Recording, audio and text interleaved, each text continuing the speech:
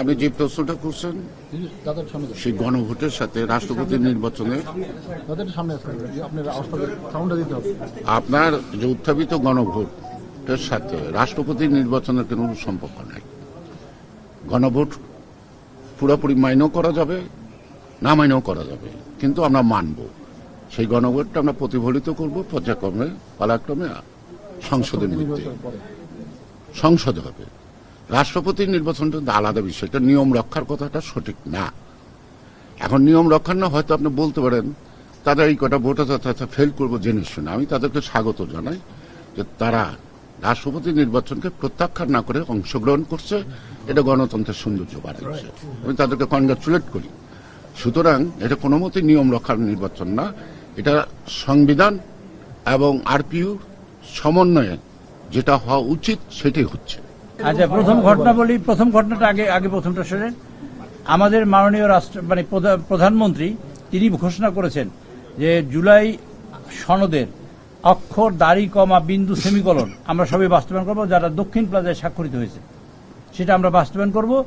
বাস্তবায়নের প্রশ্নে একটা সংস্কারের শব্দ আর একটা আমরা সংশোধনের শব্দ।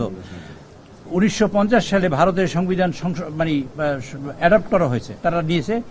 আর এখন 2026 সালে তারা 106 বার সংবিধান সংশোধন করেছে। তারা সংবিধান নতুন করে লিখে নেয়। কাজে আমরা সংবিধান নতুন করে লিখবো না।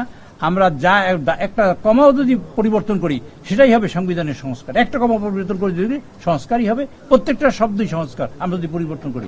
আবার আর কাজটাই হবে সংশোধনের কাজ। এবং সেই সংশোধনের জন্য আমরা আহ্বান করেছি তাদের, যে সংশোধনের জন্য আমরা সবাই বসবো। এটা আমার জন্ম, ভবিষ্যতের প্রজন্মের জন্য একটা সংবিধান একদিনের জন্য পরিবর্তন হয় না, অনেক দিনের জন্য পরিবর্তন হবে। কাজে আমরা সেই সিদ্ধান্ত নিয়েই আমরা তাদের সবাইকে দাওয়াত করেছি এবং সকলের মতামত নিয়েই আমরা সংবিধান সংশোধন করতে চাই এবং জুলাই সদন বাস্তবায়ন করতে চাই সেভাবে। আর দ্বিতীয়ত হলো এই যে আমাদের মাননীয় প্রধানমন্ত্রী তিনি নির্বাচিত হয়েছেন দল থেকে এবং এই দল তাকে মনোনীত করেছে। দলের যে মিটিং যেখানে হয়েছে সেটা কোনো মিটিং নয়, যেটা হয়েছে আমরা নিজে আলোচনা করেছি। আলোচনা ইতিমধ্যে যে কোনো জায়গায় হতে পারে বাংলাদেশের, সেখানে আমরা আলোচনা করে আগেই সিদ্ধান্ত ছিল সেটাকে মাননীয় প্রধানমন্ত্রী তিনি ঘোষণা করেছেন। আমাদের মাননীয় চেয়ারম্যান ঘোষণা করেছেন, মিটিংও না, সকল স্ট্যান্ডিং কমিটি আগেই উনাকে এবং সকল দায়িত্ব দেওয়া হয়েছিল, সিদ্ধান্ত দেওয়া। স্লোগান দেন সবাই। আপনাদের রাষ্ট্রপতির মনোনয়ন যাকে দিয়েছেন তার ফলে আপনাদের পার্টির মহাসচিবের পদ খালি হয়ে গেছে, ধারণা করছি এলজিআরডি মন্ত্রণালয় খালি হয়ে গেছে, উনি পদত্যাগ করে আসছেন। আপনারা এত কিছু ধারণা করেন না। নির্বাচন কমিশনের যে নিয়ম আছে সেই নিয়ম শতভাগ অনুসরণ করে আমরা জমা দিচ্ছি। ধন্যবাদ। সুতরাং আমাদের আর কোনো সিদ্ধান্তের আপনাদের এই মুহূর্তে বলার নাই। নির্বাচনের যেই নিয়ম আছে সেই নিয়ম মতোই আমরা দিচ্ছি। তারা কি বলছে তাদের উত্তর নিয়ে তারা থাকুক, তাদের কথার সমালোচনা করতে চাই না। যে কথাটি একটু আগে বললো, আজকে কোনো মিটিং ছিল না, যেহেতু তিনি প্রধানমন্ত্রী, তিনি চেয়ারম্যান, ওনাকে আমরা দায়িত্ব দিয়েছিলাম, উনি আমাদেরকে ডেকে শুনে আমরা চলে আসছি। সেখানে কোনো মিটিং এর ব্যাপার না।